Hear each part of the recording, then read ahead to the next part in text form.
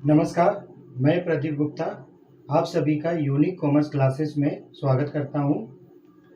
आज हम लोग फिर से चर्चा करेंगे गैर व्यापारिक संस्थाओं का लेखांकन। जैसा कि हम लोग कल इस चैप्टर का गैर व्यापारिक संस्थाओं का लेखांकन accounting for non not for profit organisation का हम लोग कल चर्चा किए थे। कल इंट्रोडक्शन किए थे कि इस चैप्टर में हम लोग को क्या क्या पढ़ना है और गैर व्यापारिक संस्था क्या होता है। जैसा कि हम लोग कल जाने थे, गैर व्यापारिक संस्था वैसे संस्थाओं को कहते हैं जो लाभ कमाने के उद्देश्य से नहीं बल्कि सामाजिक कल्याण के लिए या अपने सदस्यों के कल्याण के लिए या उसके लाभ के लिए स्थापित किया जाता है। जिसमें हम लोग एग्जाम्पल देखे थे कॉलेज, स्कूल, हॉस्पिटल, सामाजिक संस्थाएं ना। तो कल हम लोग इसके बारे में चर्चा किए थे कि गैर व्यापारिक संस्था क्या है और गैर व्यापारिक संस्थाओं में कौन से खाते बनाए जाते हैं। तो आज हम लोग सीखेंगे कि इन संस्थाओं में हम लोग का कौन सा खाता और कौन सा गणना होता है और उसको कैसे किया जाता है। जैसे कि हम लोग कल बात किए थे कि गैर व्यापारिक संस्थाओं में हम लोग को मुख्य रूप से 3 खाते बनाए जाते हैं या 3 वित्तीय विवरण बनाए जाते हैं।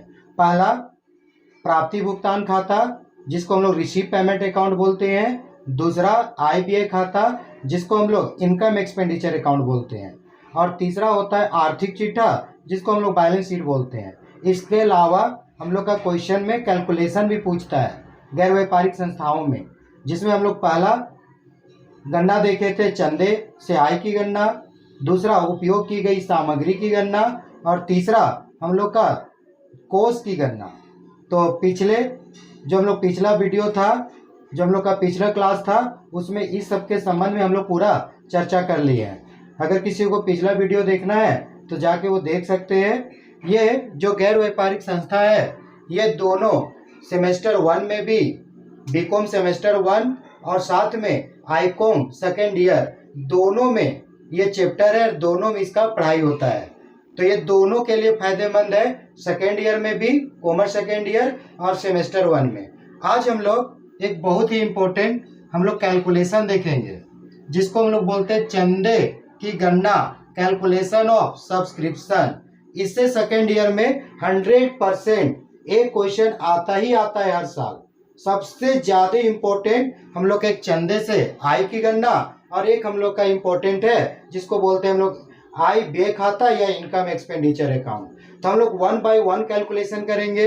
जैसे आज हम लोग चर्चा करेंगे चंदे से आय की गणना, कल हम लोग चर्चा करेंगे कोष की गणना, उसके अगले दिन चर्चा करेंगे उपयोग की गई सामग्री की गणना, फिर से हम लोग खाता बनाएंगे receive payment account, income expenditure account और बैलेंस शीट। तो ध्यान दीजिएगा, इससे क्वेश्चन एग्जाम में आता ही आता है चंदे से आय की गणना। तो ये हम लोग का चंदे की गणना, कैलकुलेशन ऑफ सब्सक्रिप्शन। इसमें हम 2 क्वेश्चन आज शामिल किए हैं और ये दोनों क्वेश्चन का भी हम सोल्यूशन करेंगे। क्वेश्चन इसी लिखे ताकि आपको ज्यादा समझ में आए और इसी तरह का क्वेश्चन आपके एग्जाम में पूछा जाता है। 2 टाइप का क्वेश्चन है, एक ये पहला टाइप का और ये दूसरा टाइप। जैसे इस क्वेश्चन में बोलता है निम्न विवरणों से वर्ष 2018 के लिए चंदे से आय की गणना करें। हमको चंदा से आय की गणना करने बोलता है, मतलब कैलकुलेशन ऑफ सब्सक्रिप्शन, और वो भी चंदे से आय मतलब करंट ईयर का। और उसमें क्वेश्चन दिया हुआ है, एक तरफ हम लोग का डेट दिया हुआ है 1/1/2018 और एक तरफ डेट दिया है 31/12/2018। इसको बोलते हैं ओपनिंग, इसको बोलते हैं क्लोजिंग। ये साल के शुरुआत का होता है और ये साल के अंत का होता है। ये जो साल का शुरुआत है ये पिछले साल को बताता है और ये चालू वर्ष को बतलाता है। इसमें क्या क्या दिया हुआ है हम लोग का क्वेश्चन, अदद चंदा जिसको हम लोग आउटस्टैंडिंग सब्सक्रिप्शन बोलते हैं या इसको हम लोग बकाया चंदा भी बोलते हैं। जैसे हम लोग पहले इसको पढ़ने से पहले हम लोग ये जानेंगे आखिर चंदा होता क्या है, सब्सक्रिप्शन होता क्या है। तो गैर व्यापारिक संस्था न वस्तु खरीदता है न वस्तु को बेचता है, बल्कि उसको अपने सदस्यों से पैसा प्राप्त होता है चंदे के रूप में। जैसे उसके पास 100 सदस्य है, एक एक सदस्य अगर 10-10 रुपया दिया या 100-100 रुपया दिया तो 100 सदस्य अगर 10 रुपया दिया तो 1000 रुपया आया। मतलब चंदा से उसको आय प्राप्त होता है कोई भी संस्था का, गैर व्यापारिक संस्था का। तो उसी को हम लोग चंदा बोलते हैं, चंदा मिला उसको। और हम लोग जो भी काम करेंगे वो गैर व्यापारिक संस्था के लिए काम करेंगे, उसके पुस्तक में लेखांकन करेंगे। यहाँ पर हम लोग जो भी काम कर रहे हैं वो गैर व्यापारिक संस्था के लिए, और इसमें जो उसको चंदा मिला है ना, तो उसको साल भर में देखना है कि एक्चुअल उसका साल भर में क्या चंदा होता है। जैसे क्या होता है कि पिछले साल का मिल गया, अगले साल का मिल गया, लेकिन हमको पिछला अगला से मतलब नहीं है, हमको मतलब है कि चालू वर्ष में, करेंट ईयर में हमको कितना चंदा मिला। तो हम लोग सबसे पहले इसमें ना 3 चीज जानेंगे।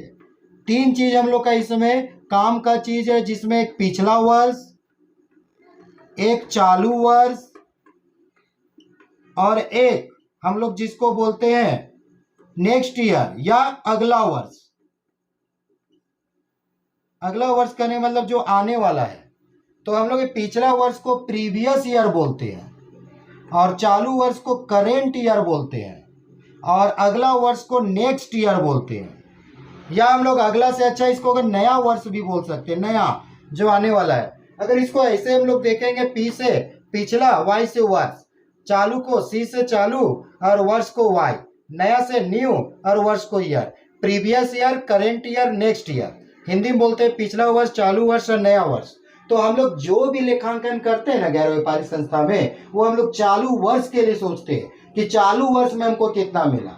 जैसे मान लिया जाए हमारा अगर 2018 का निकालना है, जैसे इसमें हम लोग को कौन साल का निकालना है, 2018, तो मेरा चालू वर्ष हो जाएगा 2018। हमको कौन सा साल का निकालना है, 2018, तो मेरा चालू वर्ष हो जाएगा 2018। चालू वर्ष करने का मतलब जिस वर्ष गैर व्यापारिक संस्था का कार्य होता है, जिस वर्ष गैर व्यापारिक संस्था अपना खाता बंद करता है, जिस साल का हम लोग बना रहे होते हैं, उसी को हम लोग चालू वर्ष बोलते हैं। और उससे पिछला जो बीत गया उसको हम लोग प्रीवियस ईयर्स बोलते हैं। तो इसका पिछला क्या होगा, 2017, और आने वाला जो वर्ष है उसको नया बोलते हैं। तो 2018 के बाद क्या आएगा, 2019। तो अगर आप गैर व्यापारिक संस्था पढ़ रहे हैं तो सबसे पहले आपको 3 वर्ष जानना चाहिए, एक चालू वर्ष, एक पिछला वर्ष और एक अगला वर्ष। पिछला वर्ष करने का मतलब है जो बीत गया है, और चालू वर्ष करने का मतलब जिसके लिए बना रहे हैं, और नया वर्ष करने का मतलब जो आने वाला है। तो इसमें क्या होता है, चंदा ना मिक्स हो जाता है। जैसे कोई पिछला साल का भी दे दिया, जो बाकी था नहीं दे पाया, अगला साल का कोई एडवांस दे दिया, या चालू वर्ष का मिल गया, तो मिक्स हो गया चंदा। और हमको मिक्स नहीं चाहिए, बल्कि हमको चालू वर्ष का चंदा चाहिए कि चालू वर्ष में हमको कितना चंदा होना चाहिए था। जैसे मेरा 100 सदस्य, एक सदस्य 10 रुपया देता तो मेरा चालू वर्ष का 1000 होता, लेकिन उसमें कुछ पिछला का शामिल है, कुछ अगला का शामिल है, तो हम लोग को उस सबको हटाना है और चालू वर्ष का चंदा निकालना है। जैसे यहाँ पर बोलता है, निम्न विवरणों से वर्ष 2018 के लिए चंदा से आय की गणना करें, और अदद चंदा दिया हुआ है 2018 का 1 तारीख का। तो ये हम लोग का जो पहले दिया है ना, इसको हम लोग ना प्रीवियस ईयर बोलेंगे। प्रीवियस ईयर्स पिछला साल है। अगर हम सुबह सुबह बोले मेरे पास 10 रुपया है, तो हम आज नहीं कमाए हैं, बल्कि वो मेरा पिछला दिन का 10 रुपया है। हम सुबह 5 बजे बोले मेरे पास 10 रुपया है, तो वो सुबह का जो पैसा वो कहीं से इस दिन का नहीं आया, ये दिन खत्म नहीं हुआ है, बल्कि वो मेरा पिछला दिन का 10 रुपया है। और अगर हम 12 बजे रात को बोले कि मेरे पास 50 रुपया है, तो वो इस दिन का बता रहे हैं। तो उसी तरह अगर हमको शुरुआत का 1 तारीख को बोला ना, तो उसको हमेशा मान लेना है कि वो पिछला साल का है, और जो एकदम साल के अंत में है ये मेरा करेंट ईयर का शो करता है। 1 तारीख को है तो वो पिछला साल है, अगर 31 तारीख है तो मेरा करेंट ईयर है। अब ये क्या बोलता है, अदद चंदा है, आउटस्टैंडिंग, बाकी है। पिछले साल का कितना बाकी था, 20,000 जो हमको इस साल मिला, मतलब पिछले साल में मेरा 20,000 रुपया बाकी था, इस साल मेरे पास 18,000 रुपया बाकी है। पिछले साल 2017 बोलेंगे, क्योंकि 18 का पिछला क्या होता है, 17, तो 17 में कितना बाकी था, 20,000, और इस साल कितना बाकी है, 18,000। और पिछले साल का ये मेरा अग्रिम चंदा बता रहा है, जिसको हम लोग एडवांस सब्सक्रिप्शन बोलते हैं। एडवांस करने का मतलब होता है ना, जो हमको पहले मिल गया। जैसे हमको 1/1/18 को मिला है कितना रुपया, 13,000, मतलब पिछले साल मिला है एडवांस। तो अगर पिछले साल हमको मिला है तो वो चालू वर्ष का ना मिला है। जैसे मान लिया जाए हमको जुलाई में हमको अगस्त का 500 रुपया मिल गया। कब मिला, जुलाई में, और कब का मिला? अगस्त में। तो जुलाई में जो एडवांस मिला वो आखिर अगस्ती का है ना, तो उसको हम लोग बोलते हैं एडवांस। एडवांस करने का मतलब क्या होता है? जो हमको पहले मिल गया। बकाया मतलब कि बाकी नहीं मिला हमको 2017 में, मतलब एकदम साल के शुरुआत में पिछला साल का बाकी है 20,000 और इस साल का बाकी है मेरा 18,000। तो ये 2017 का बाकी है और ये 2018 का। और अग्रिम करने का मतलब जो पहले मिल गया। तो पिछले साल हमको कितना एडवांस मिला था? 13,000। तो कौन सा साल का था? चालू वर्ष का, क्योंकि हमको चालू वर्ष का ही एडवांस मिला हुआ है। और इस साल कितना एडवांस मिला? 14,000 रुपया। तो कब मिला? 2018 का। तो ये 2018 का पैसा नहीं है बल्कि 2019 का है, क्योंकि हमको इस साल अगर एडवांस मिला है तो अगले साल का है। और बोलता है क्वेश्चन में वर्ष 2018 में हमको टोटल कितना चंदा मिला हुआ है? 30,000 रुपया। मतलब ये 30,000 है, ये करेंट ईयर का नहीं है बल्कि ये टोटल मिक्स होके हमको 30,000 चंदा मिला था, जिसमें से पिछले साल का बाकी था, इस साल का बाकी है, पिछले साल का एडवांस और इस साल का एडवांस है। तो इसको हमको ना कैलकुलेशन करके बताना है कि हमको चालू वर्ष में कितना चंदा होना चाहिए, मतलब चालू वर्ष का एक्चुअल चंदा क्या है, मतलब 2018 में कितना चंदा होना चाहिए था, 2018 का कितना चंदा मिला है। तो ये कैलकुलेशन करना है। ये 4 नंबर का एग्जाम में 100% क्वेश्चन पूछता है। और ये जो 2 क्वेश्चन शामिल किए हैं यही 2 टाइप का होता है और सबसे ज्यादा टाइप ये आने वाला रहता है। तो एक बार क्वेश्चन और एक बार आप देख लीजिए, इसको भी हम बनाने जा रहे हैं।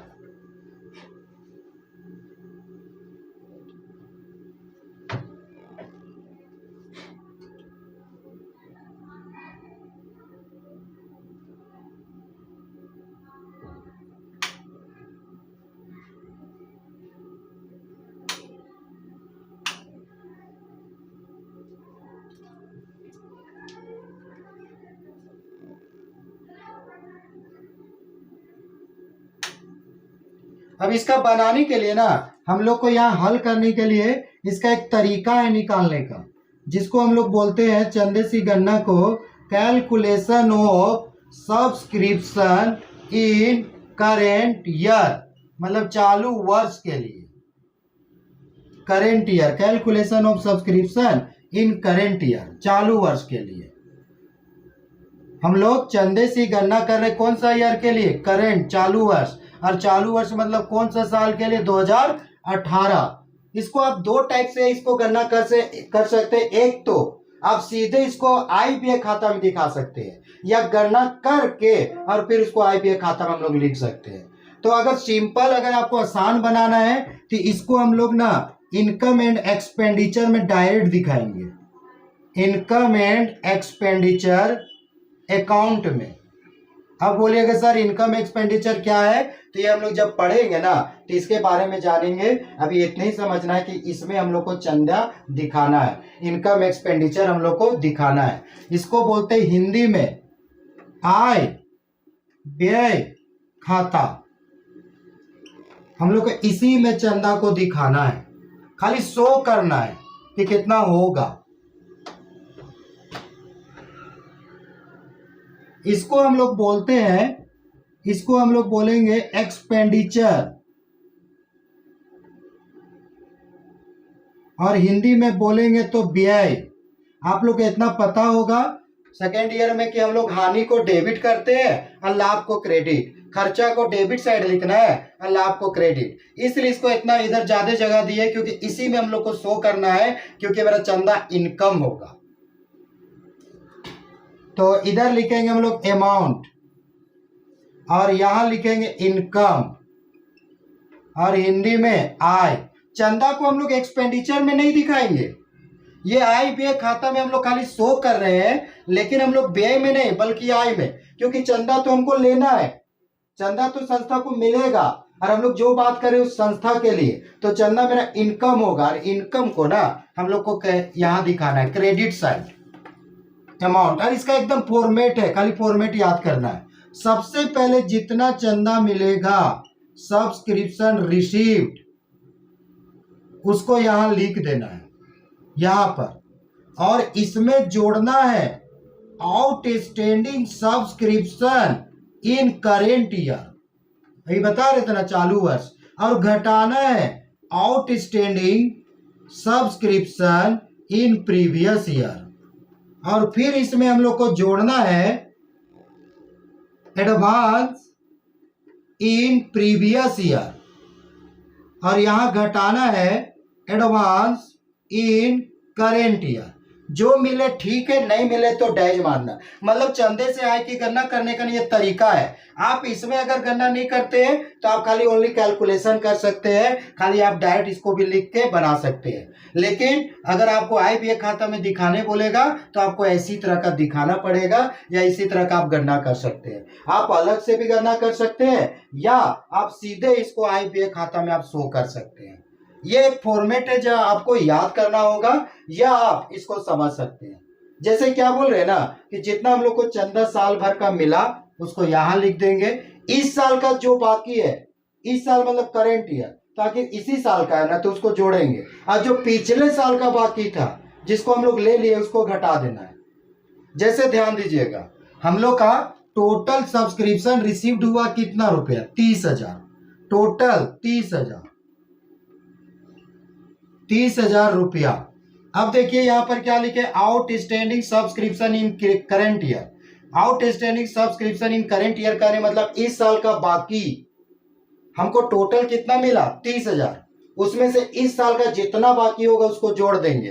तो दो तरह का बाकी, एक प्रीवियस ईयर का, एक करंट ईयर। जो कुछ देर पहले बता रहे थे, अगर पिछले साल मतलब 1 तारीख को है तो वो पिछला साल बता रहा है, क्योंकि वो पिछले साल को शो कर रहा है। और अगर 31 तारीख है तो मतलब वो इस साल को बता रहा है। अगर सुबह सुबह हम बोले मेरे पास 10 रुपया है तो वो पिछला दिन का बता रहे हैं, और रात 12 बजे को बोले कि मेरे पास 20 रुपया है तो ये आज का बता रहे हैं। इसी तरह यहाँ पर पिछले साल मतलब 1 तारीख है, ये पिछला साल का है। और बकाया है आउटस्टैंडिंग सब्सक्रिप्शन इन, हमको लिखना है करेंट ईयर। तो ये पिछले साल का है, ये करेंट ईयर। तो हमको करेंट ईयर का बाकी जोड़ना है। कितना रुपया करेंट ईयर का बाकी? 18,000।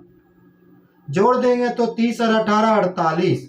घटाना है outstanding subscription in previous year. मतलब जितना भी क्वेश्चन होगा चंदे से आय की गणना, आपको इसी फॉर्मेट के आधार पे काम करना है। आप चाहे इसको अलग से कैलकुलेशन कीजिए, चाहे इसमें डायरेक्ट दिखाइए, आपको काम एक ही है। आपको दोनों में सही, आप अलग से भी कैलकुलेशन कर सकते हैं, या सीधे आप इसको दिखा सकते हैं इनकम एंड एक्सपेंडिचर अकाउंट, जिसको बोलते हैं आय व्यय खाता। इधर व्यय होता है, इधर आय, और मेरा चंदा मेरा इनकम है। तो कितना हमको टोटल मिला था चंदा? 30,000। उसमें से इस साल का बाकी 18 जोड़ दिया 48, और घटाना है पिछले साल का बाकी, क्योंकि हमको तो चालू वर्ष का चाहिए। मान लीजिए इस साल का चाहिए, अगर हमको कोई पिछले साल का दे दिया है तो मेरा इस साल का नहीं है बल्कि वो मेरा पिछले साल का है।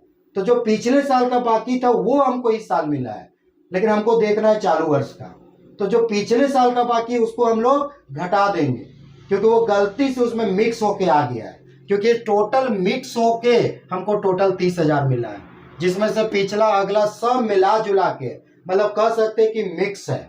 तो टोटल हमारा 30,000 में पिछले साल, इस साल का बाकी 18 था इसलिए जोड़े, और पिछले साल का बाकी था इसलिए उसको घटाएंगे 20,000, क्योंकि मेरा ये इस साल का चंदा नहीं बल्कि वो पिछले साल का है। अगर 48 में 20 घटाएंगे तो 28,000। 30 इस साल का बाकी इसलिए जोड़ दिए, और पिछले साल का बाकी इसलिए घटा दिए। टोटल बचा 28। फिर लिखे एडवांस इन प्रीवियस ईयर को जोड़ना है। अब क्यों जोड़ना है? यहाँ पर चालू साल का बाकी को जोड़े तो यहाँ पर एडवांस इन प्रीवियस ईयर को, क्योंकि हमको पिछले साल एडवांस मिला है, तो पिछले साल का पैसा नहीं है बल्कि हमारा इस साल का पैसा है। अगर हमारा कोई अगर 2018 का पैसा 17 में दिया तब वो एडवांस है।